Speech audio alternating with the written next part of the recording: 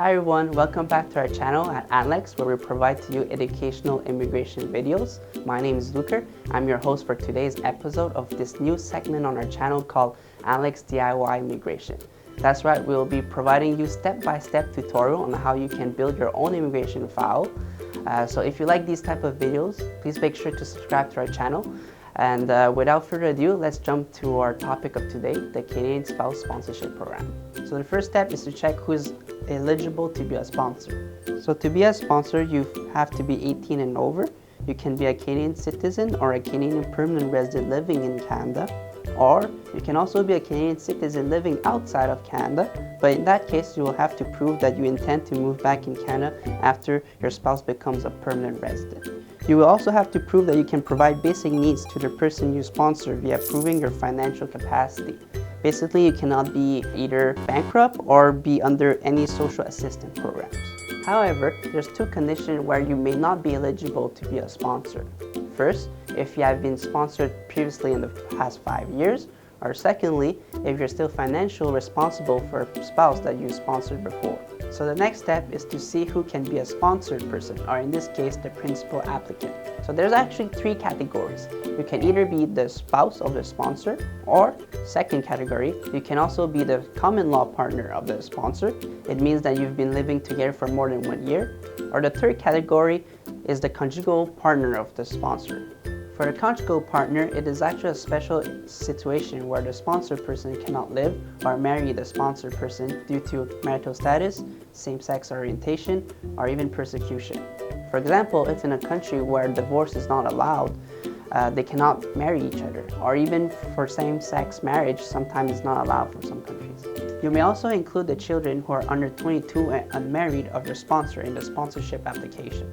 However, your partner may also have to pass some medical and criminal tests before they're eligible to be a sponsored person. So now that we figured out who can be a sponsor and who can be a sponsored person, the next step is to find out how to apply. There's actually 2 ways to apply for the Canadian Spouse Sponsorship Program.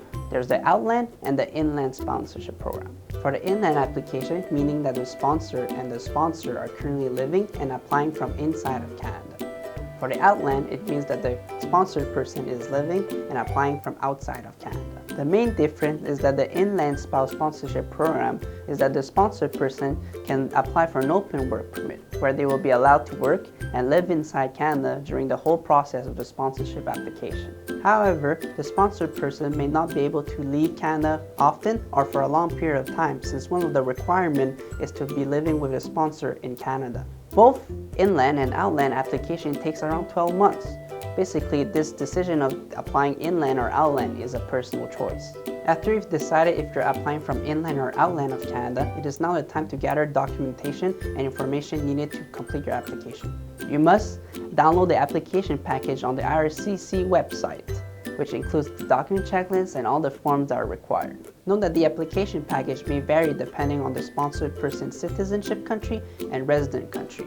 Also, it may differentiate depending on if the sponsored person is the spouse, common law partner, or the conjugal partner of the sponsor. Usually, the forms required are the following: the document checklist, which varies depending on who you're sponsoring, the generic application form, EMM008, the sponsorship application form, EMM1344, the relationship evaluation form, EMM5532, the family information form, EMM5406, which has to be filled by both the spouse and also any children over the age of 18, the background information form, EMM5669, to be filled by the spouse and any children over the age of 18. For the forms, it's always important to use the most updated forms on the IRCC website, since your application package may be returned if you're using old forms. Also, it is important to validate some of the forms which are required. I will be putting them on the right side of your screen for your help. Some of them will even create some barcodes which you must put in front of the application package when you submit your application. For the documentation required, I invite you to read the document checklist in your application package, but it can be resumed into the following: your Canadian citizenship or Canadian permanent residency, your intention to move back to Canada, and your sufficient funds to support your spouse. For the spouse, you must provide documents to prove the following: your identity and civil status, your criminal and medical eligibility, and your relationship with your sponsor. Basically, you can provide documents such as photos to prove your relationship, letters from friends or family proving that your relationship is recognized by friends and family, documents to prove financial support between each other, or even documents such as employment benefits, insurance, or wills showing each other as spouse. Concerning the medical and criminal eligibility, please know that a medical report can only be provided after the application is submitted.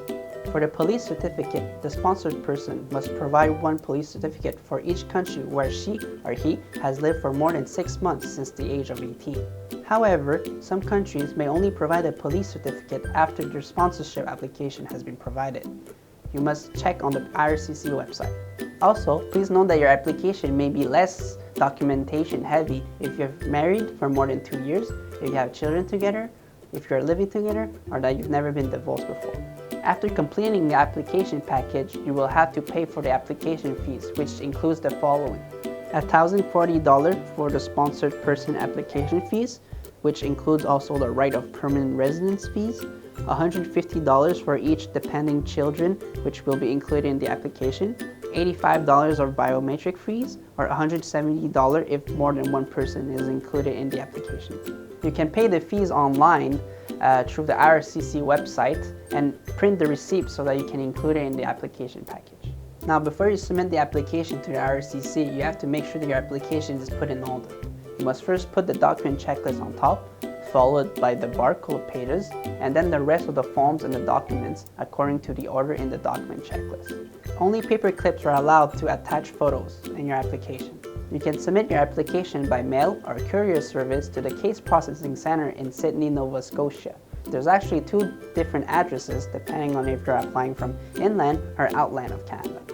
After the application is submitted, you will receive a file opening confirmation with your UCI number and your application number within 1 month. You will also receive a request letter inviting you to do their fingerprints and police certificates if they were not submitted before.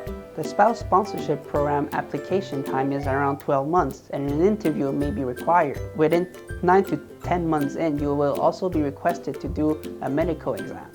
If you're accepted, you will receive a confirmation of permanent residency letter. The validity of the letter is the same as your medical exam. That's it, everyone. If you follow all the steps, you'll be able to submit your sponsorship application successfully. If you like this video, please make sure to like and to share this video. If you want to see more of the DIY immigration videos, please make sure to subscribe to our channel. Until next time, bye-bye.